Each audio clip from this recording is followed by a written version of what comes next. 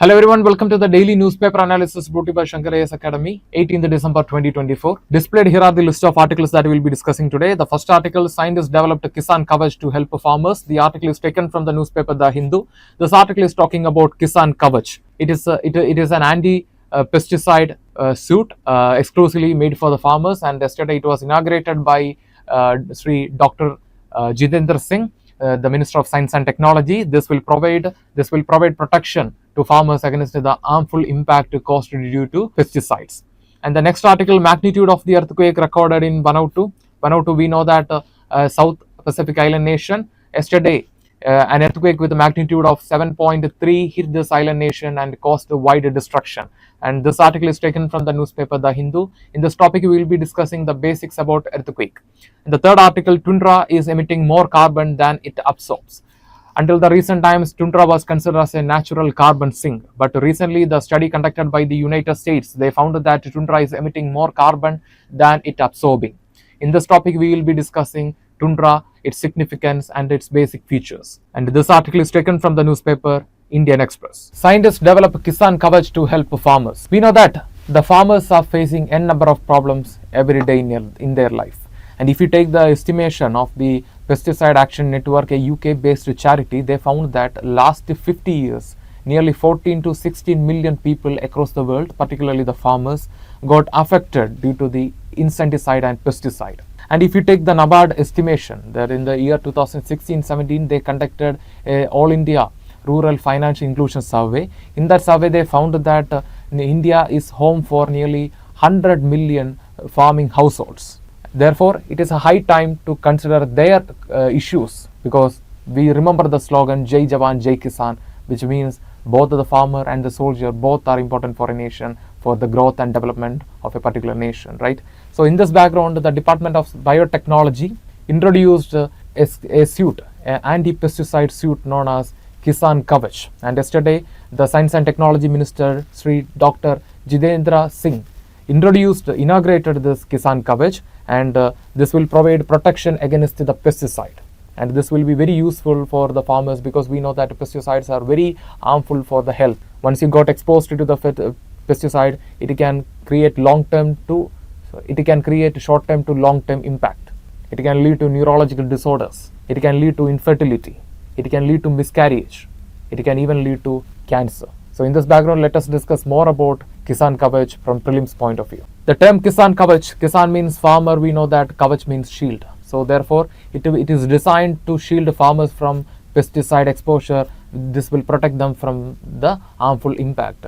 And the researchers at the iBrick and iStem collaborated for the development of the Kisan Kavach. And coming to the key features of this Kisan Kavach, first one is the protective fabric. The fabric used in this Kisan Kavach went through a chemical process known as nucleophilic mediated hydrolysis. So what happens is that, imagine that this is the molecule of a fertilizer, and a harmful fertilizer, and this is the molecule that we are using in the manufacturing of this Kisan Kavach. And this molecule went through the process of nucleophilic mediated hydrolysis. So what happens is that this molecule will release a pair of electrons, and that electron will attack the electrophilic sender in the harmful pesticide. So this harmful pesticide, in this molecule you will be having a number of atoms, but in the certain regions there will be no atoms, but in certain regions there will be no electrons. So what happens is that this enhanced molecule will release a pair of electrons, and this electron will enter into the harmful molecule, and it will destabilize and it will neutralize this harmful molecule. So this process is known as nucleophilic mediated hydrolysis, and this is a chemical process which we are currently using for the manufacturing of this Kisan Kavach, and this will neutralize harmful pesticides such as organophosphate, carbamate pesticides, etc. And what are the health benefits associated with the use of Kisan Kavach? First one is prevents neuronal damage and neuromuscular dysfunction. Like I mentioned in the beginning, the exposure to the pesticides can lead to neurological disorders and neurological damage. And in certain cases, if you are even if you are exposed for a very short period, maybe for a few seconds, then also you will be experiencing certain issues such as breathing problem, irritation of eyes, and exhaustion, etc.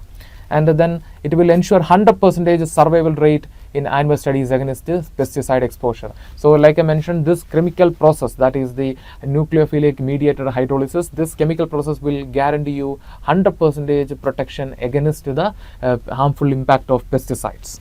And then another major benefit of this Kisan Kavach is it is washable and reusable. Therefore it will be beneficial for many farmers. There is no need to purchase another Kisan Kavach after a short period of time. Then it is affordable and accessible, which means the approximate price of this Kisan Kavach is just 4,000 rupees, and you can remember that it can be used for 1 year. So for 1 year, 4,000, it is affordable. And what are the significance of this Kisan Kavach? First one, it will improve the occupational safety in the agriculture field for the farmers, and the second, it shows the capacity of India, and we have to remember that it is indigenously developed. Therefore, it is showing our capacity in or of advancement in the field of biotechnology. And then it was launched by the Union Minister of Science and Technology. Therefore, it is showing the government's consideration for the farmers, their welfare, and for their health.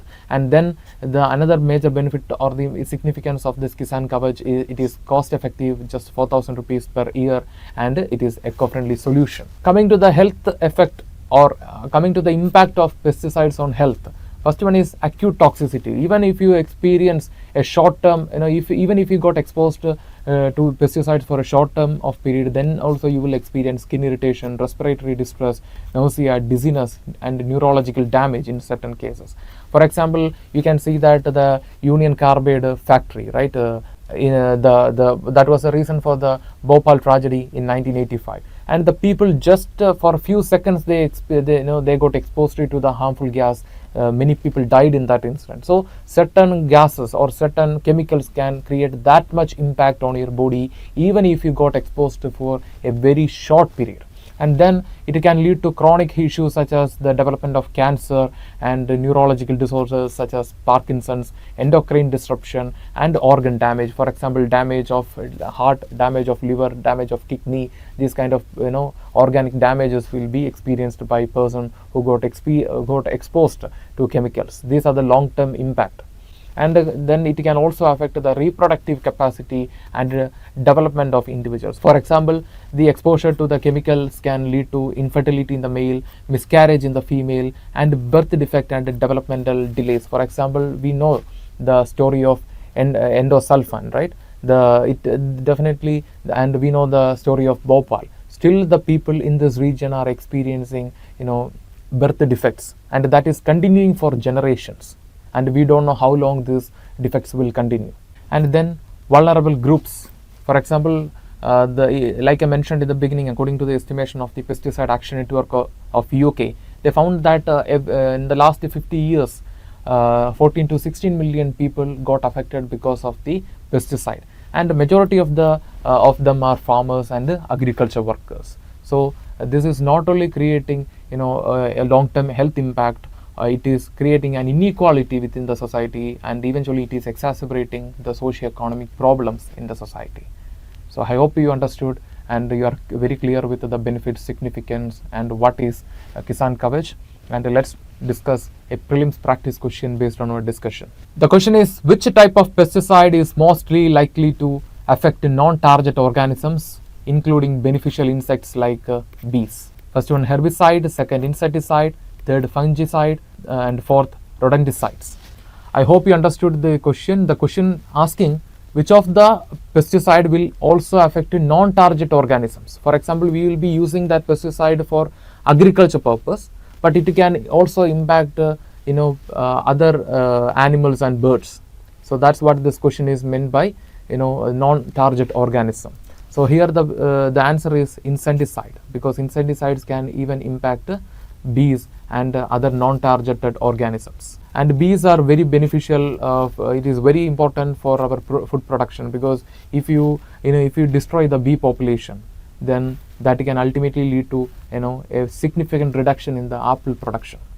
So from this you can understand how much bee is important for pollination and food production.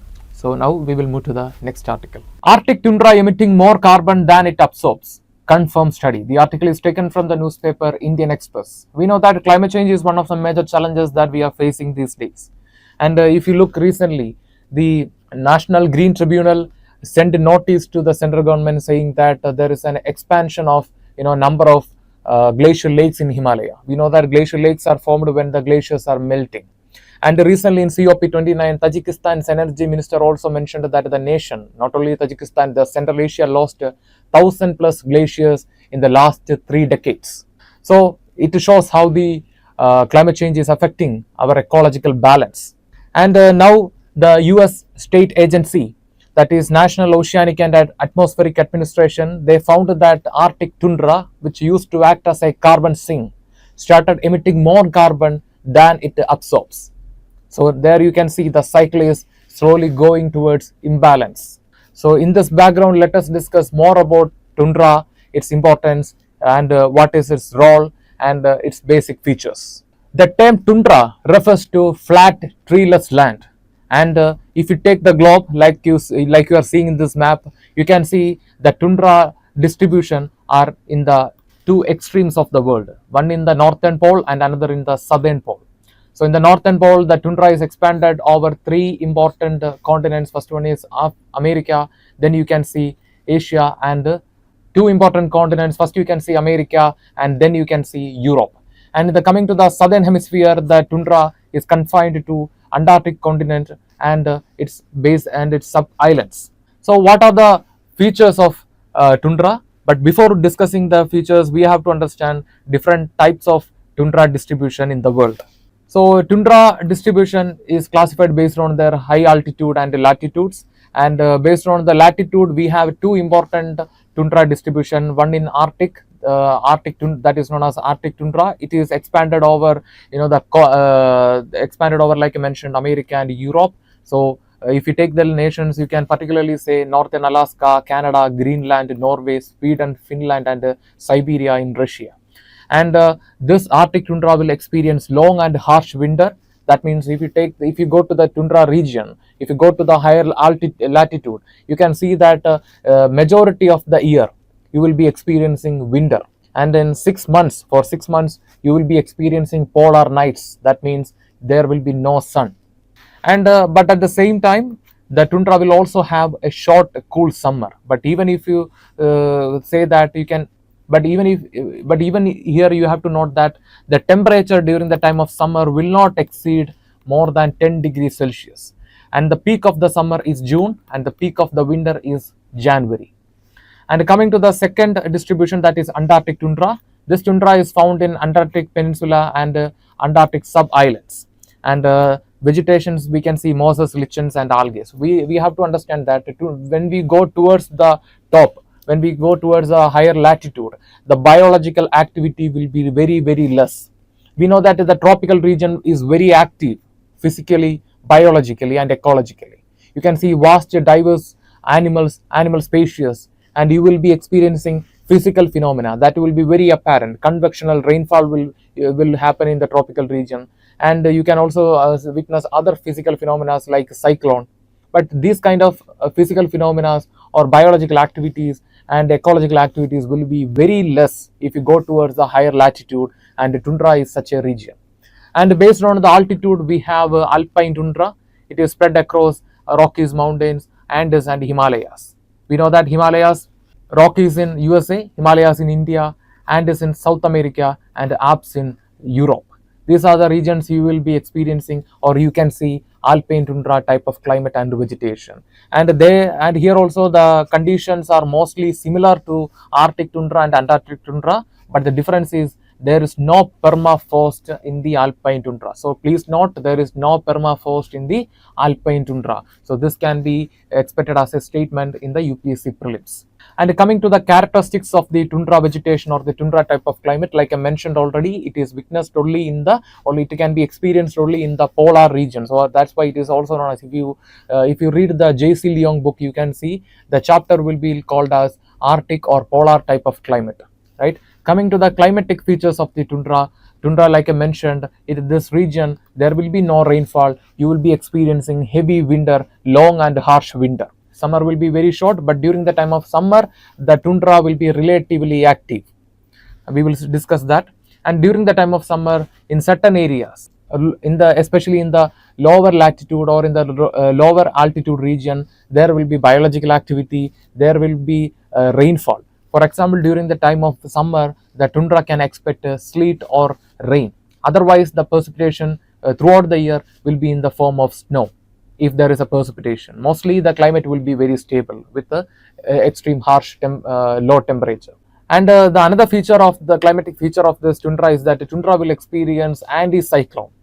Anticyclone means high pressure region surrounded by low pressure, and this high pressure region will be formed above the ice caps in the Arctic or Antarctic region, and this region will be experiencing anticyclone. And another major feature of this tundra is vegetation. Like I mentioned in the beginning, the comparing with the other biomes in the world, the tundra region will be relatively less active biologically.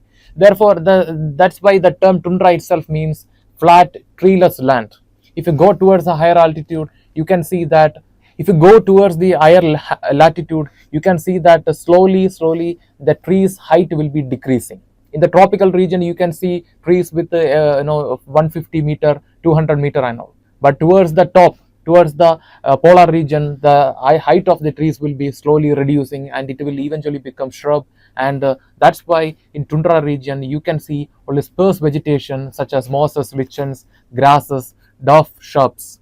No trees due to the harsh conditions and the presence of permafrost. Permafrost refers to frozen ground.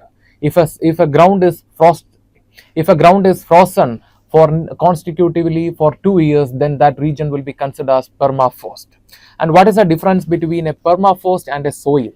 Soil is considered as the uppermost organic part. You can see a lot of organism in the soil, but that is, in the case of permafrost, you will be seeing organism, but that will be undecomposed organism. For example, if you dig the permafrost, you will be getting undecayed animal dead bodies. That is a major difference between permafrost and soil. Both are ground only, but soil is not frozen, but permafrost is frozen. Decomposition will happen in soil, in the case of soil, but in the permafrost there will be no decomposition. And coming to the soil feature of the tundra, it is permafrost, that is permanently frozen ground, and poor drainage system. In certain areas you can see marshes, and that will be developing only during the time of summer when the ice melts. And then coming to the biodiversity, like I mentioned, the region is biologically less active. So if you compare the tundra and a tropical region, you will be seeing only less diverse species, less animal count. But during the time of summer, the tundra will be relatively active, because migratory birds will travel to tundra to feed the insects trapped in the permafrost, because during the time of summer the permafrost will melt, and it will expose a lot of hidden insects and organisms. So these organisms will be eaten by the migratory birds. And mammals like Arctic foxes and such endemic species and endemic animals will appear in tundra during the time of summer season for consuming food and to save energy, because we know that the animals in the polar region has a capacity to go hibernation, which means they will reduce their metabolic activity, and they will eat only less. So this is another method. We can say that this is another feature of the natural selection, maybe we can say like that. So this kind of features we can witness in the species living in the tundra region. They have a lot of capacity. First of all, their skin color will be brown most of the cases, because if you look the grasses in the tundra, that will be brown, and they have a capacity to go hibernation to reduce their metabolism. So this will help them to survive in a region with less food. But that is not the case of tropical region or in the case of savanna. The food are available there, therefore animals will feed frequently than the animals living in the tundra region. The next feature of the tundra is carbon sink. So this is a matter of discussion in the article itself. Tundra is considered as a carbon sink. Carbon sink refers to a place where the carbon sequestration happens. right? The carbon will be stored there. So tundra was a natural carbon sink, because of the accelerated climate change, because of the emission of the greenhouse gases, because of the increase in the global temperature, average temperature. The ice in the tundra, the permafrost in the tundra started melting. Therefore they started releasing carbon, and that's why the National Oceanic and Atmospheric Administration in USA found that now tundra started emitting more carbon than they absorbing.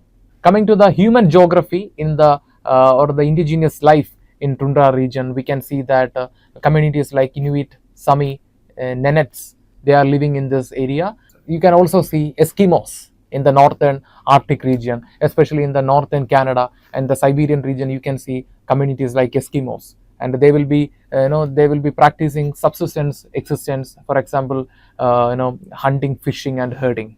And like I mentioned, climate change here also becoming a matter of concern, because of the increasing climate change, the ices started melting. Therefore we cannot predict what kind of ecological imbalance will happen in this region in the coming days. So this is not only creating economical imbalance, this is also affecting the life of communities living in this region, who are depending on that natural setting for their survival.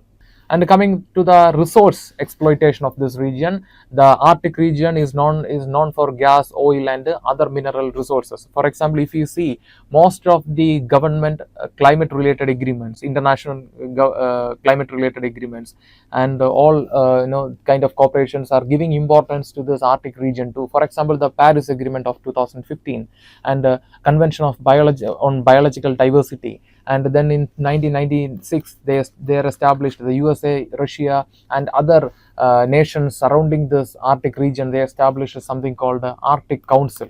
And this Arctic Council, so all these climate related agreements, all these initiatives are focusing on research of this Arctic region and exploration of the opportunities hidden in the Arctic region. This exploration and research also has negative impact in the natural ecosystem of this tundra. For example, the drilling and the mining is another reason for the ecological imbalance. For example, the melting of the permafrost. And we know that once mining happens, then definitely there will be a removal of vegetation. This will affect the animal species living in that region, who are depending on that particular region for their survival. They are endemic. So this kind of currently faced by the communities living in the tundra region. And in this topic we discussed tundra, what is tundra, what are the features of tundra, and how it is contributing to the ecological balance, and what are the challenges faced by tundra these days. And in this background, try to answer this prelims practice question. The question is, with reference to the tundra biome, consider the following statements. Statement 1, tundra soil are rich in organic matter due to rapid decomposition. Statement 2, alpine tundra is characterized by the absence of permafrost. Statement 3, the tundra biome is found only in the northern hemisphere. Which of the statements given above is or are correct? Option A, 1 and 2 only. Option B, 2 only. Option C, 3 only. And option D, 2 and 3 only. The correct answer is option B, 2 only. The statement 1 is wrong, because the tundra soil are rich in organic matter due to rapid decomposition. Like I mentioned in the very beginning, there is no decomposition happening in tundra, because tundra is very cold. If an animal dies in that region, it will remain intact. Its body will remain intact for many years, depends upon the altitude and the climate of that region. So decomposition is very slow and low in the tundra region. And the statement 3 is also incorrect. The tundra biome is found only in the northern hemisphere. No, it is found also in the southern hemisphere, and we also have a tundra based on high altitude, alpine tundra. So tundra is not only found in the northern hemisphere, it is found in higher southern hemisphere. So the statement 3 is also wrong. The correct answer is option B, 2 only. Yes, the answer is 2 only. So with this understanding, let's move to the next article. Magnitude of the earthquake recorded in Vanuatu. Yesterday, that is on Tuesday, an earthquake with a magnitude of 7.3 hit the island nation Vanuatu. It is located in the southern Pacific Ocean, and this caused huge destruction and loss in the island nation. So you can look at this map, and you can find that Port Vila, the capital of Vanuatu. While Vanuatu, it is located in the northeast of Australia. It is located in the Pacific Ocean, and you can see how small this nation is. And this nation just got hit. It just got an earthquake of 7.3 magnitude. So you can imagine how much destruction it can bring to the small island nation. And recently in one of our videos we talked about Vanuatu, we mentioned Vanuatu, right? When we discussed this fossil fuel non-proliferation treaty. If you haven't watched that video, you can watch the video. It is available on our channel, and go watch that video and understand more about fossil fuel non-proliferation treaty, which was discussed in the COP29, and Vanuatu was one of the nations strongly supported the FFNPT, that is fossil fuel non-proliferation treaty. And at that time itself we mentioned that the island nations in the southern Pacific Ocean are highly vulnerable to climate change and natural disasters. And in this background, let us discuss more about earthquake. First, we will begin with the question, what is earthquake? Earthquake refers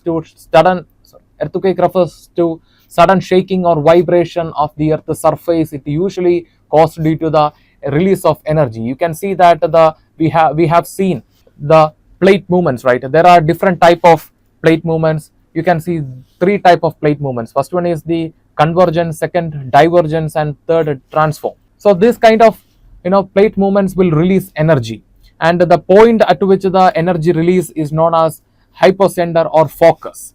The region which is locating above the focus, it is known as epicenter, and this epicenter will be the first region to experience the seismic waves, or the seismic waves means tremors released by the earthquake. And the energy release, like I mentioned, it usually happens in the case of plate movement, tectonic plate movement, volcanic eruption, or due to other artificial causes. For example, collapse of mine, nuclear experiment. All this can create earthquake, or all this can create seismic waves. And like I mentioned, focus and epicenter. Focus, it's a region where the earthquake originates or the energy release happens, and the epicenter is a region that lies above the focus, and that region will be the first region to experience the seismic wave. So you can see in this picture the hypocenter or the focus and the epicenter. Coming to the different type of earthquake based on their cause. First one is tectonic earthquake. So just now we saw three type of plate movements: convergence, divergence, and transform plate movement. All these type of plate movements along the fault line can cause earthquake. And next is the volcanic earthquake. Sometimes earthquake can trigger volcanic activity, or sometimes the volcanic eruption can trigger earthquake. In most of the cases, the earthquake will be acting as the triggering factor behind the volcanic eruption. So for example, the magma chamber will be full, and it will release the pressure. That time this earthquake will mostly happen. And then collapse earthquake. Collapse earthquake refers to if any structure collapses. For example, cave collapse or mine collapse. In such cases, when a structure collapses, it will create tremors. And then explosion earthquakes. It mostly happens during the time of volcanic eruption, or it usually happens during the time of nuclear explosion.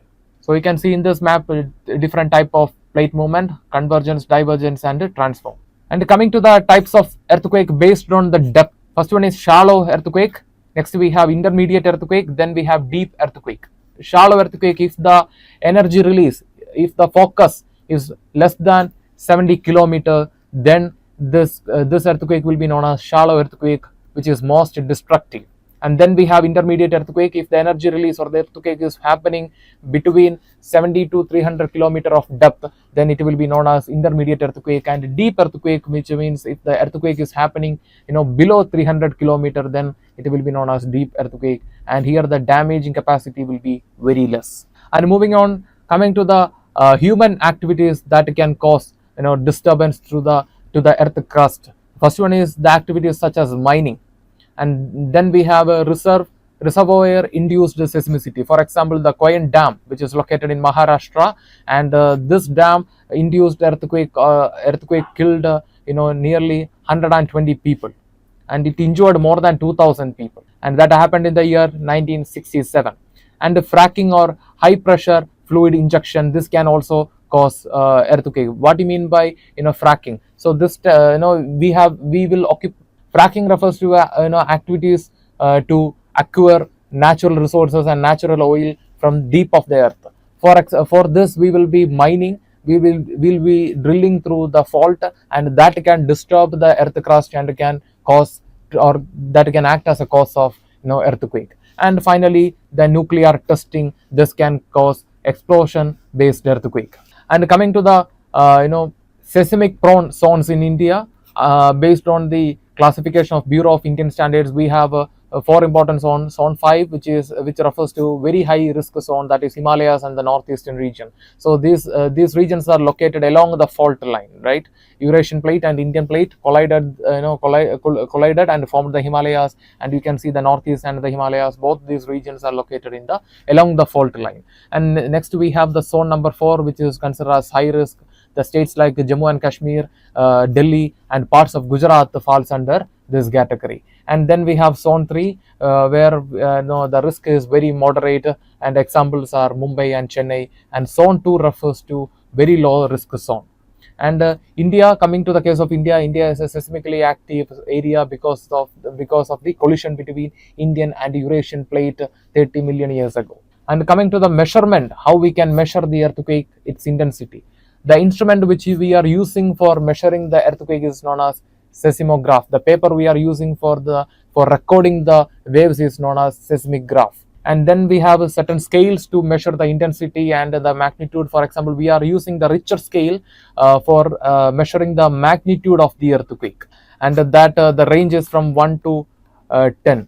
And in the case of in the case of intensity, to understand the intensity of the earthquake, then we are using the scale that is known as Mercalli scale. So this is used to understand the intensity, how much destructive was the earthquake. So this is used for post catastrophic evaluation.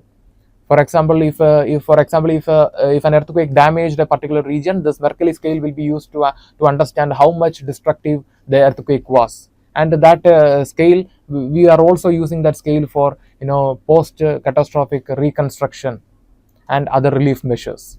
And then we have a moment magnitude scale. This is a modern type of scale which gives more accurate information regarding large earthquakes. Coming to the next another feature of the earthquake, that is the seismic waves, the waves released by the earthquake, right? And there are three important waves. First one is body waves, and second one is surface waves. Body waves can be again classified into two: primary wave and secondary wave. Primary wave, it is fastest. It can travel both through liquid and solid, while in the case of second type of body wave, that is secondary wave, it is relatively slower and can pass only through solids. And if you look at this diagram, you can see the ability of the P wave and S wave to travel through the solid and the liquid. So if you look at this picture, you can see the P wave has a shadow zone between 105 degree and 145 degree, while the S wave has a shadow zone beyond 105 degree. That shows that S wave cannot travel through a liquid. So this helped us, this earthquake or the seismic waves helped us to understand the interior of the earth. You can see this diagram in your 11th standard NCERT geography textbook. And the next type of wave is the surface wave. The surface wave will when the primary wave and the secondary wave meets each other in the surface, then it will create a surface wave. It is less velocity comparing with the primary wave and secondary wave, but it is the most destructive. For example, the P waves will shake objects like this, while the S waves will be transverse, it will be shaking objects like this. And this surface wave will will shake objects in both to and fro at the same time. It will also shake subject like this. That means in a transverse model. So that much destructive is this surface wave. And coming to the certain mitigation strategies related to earthquake, first one is prevention and preparedness. For example, we can go for seismic hazardous mapping. This will be very useful in understanding and realizing the stability of a region and risk zone, so we can plan development according to that, and we can save innocent lives. And then earthquake resistant building. Japan is known for the art of earthquake resistant building. We can use shock absorbers and base isolators in big structures, so we can reduce the loss of human life due to the collapse of structure during the time of catastrophe like earthquake. And then we have early warning system. This will be, this will detect the primary wave, and we know that the surface wave is more destructive, right? So when we can understand, when we can realize that earthquake is going to happen with the help of primary wave, then we can reallocate. Then we can remove the people from that region, we can transport them to another region, and we can save lives. And we have zoning laws, and that means restrictions on constructions in earthquake risk zones. And then finally community awareness, that is making the people aware about the earthquake. So even before a natural disaster or a catastrophe, we will be seeing, we will receive certain symptoms or signs from nature itself, right? For example, heavy wind before the cyclone, or during the time of earthquake, we can feel the tremor in the very beginning itself. So we can train the people to take shelter, to prepare themselves for facing a natural disaster. Or we can also create awareness about saving lives during the time of natural disasters like earthquake. So in this topic, we discussed the basics about earthquake from prelims point of view. Based on our understanding, try to answer this prelims practice question. The question is, consider the following statements about seismic waves. Statement 1, primary waves are the fastest seismic waves and can travel through solid, liquid and gases. Secondary waves can travel only through solids. And third statement, surface waves have the highest velocity among the seismic waves. Here the statement goes wrong, therefore the answer is option A, 1 and 2 only. All the 3 other options are wrong. The surface wave is less velocity, it has less velocity comparing with the primary and secondary, but it is the most destructive. Anyway, let's check the answer. Yes, the answer is option A, 1 and 2 only. With this, we are coming to the conclusion for today's newspaper analysis. If you like the video, hit the like button, give your feedback as comment, and share this content with your friends. And before leaving this channel, don't forget to subscribe and also hit the bell icon to receive on-time update from Shankar IAS Academy. Thank you. Have a nice day.